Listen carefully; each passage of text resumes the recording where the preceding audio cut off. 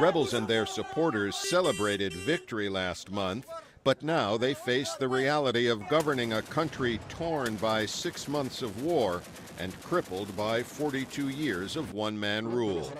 The potential for an insurgency by Muammar Gaddafi's remaining supporters is a concern as the country's National Transitional Council moves to consolidate power. Emil Hokayyem is a senior fellow at the London-based International Institute for Strategic Studies. This worries me. This is why the NTC needs to be very careful about not going for retribution, reprisal, but actually try to draw in some of the figures of the previous regimes into the new political configuration. That would avoid what experts call an Iraq scenario, with former regime troops and political supporters joined in an insurgency, with results like this attack in Baghdad. But Libyan businessman Salim al-Mayar is not concerned about that. The comparison with Iraq is irrelevant. This is how it's viewed in Libya.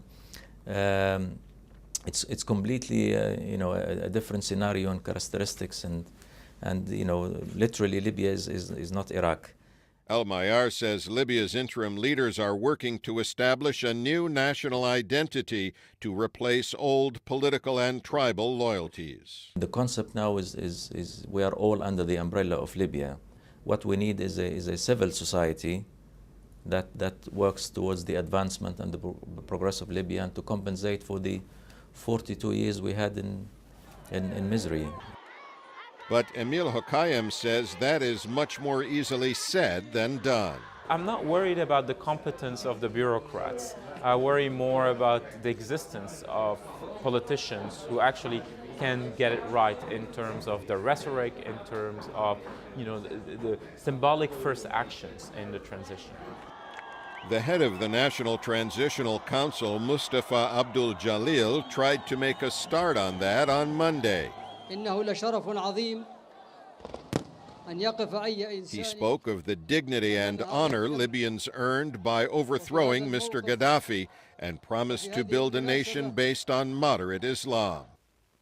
Even before the speech, British Foreign Office spokesman Barry Marston told VOA there is reason to be hopeful. The TNC have been planning for this day for some time, and we've been very impressed by the amount of thought they've been putting into this issue of planning a democratic, promising future for all of their people. So long as there is this wide participation, we see every grounds for optimism.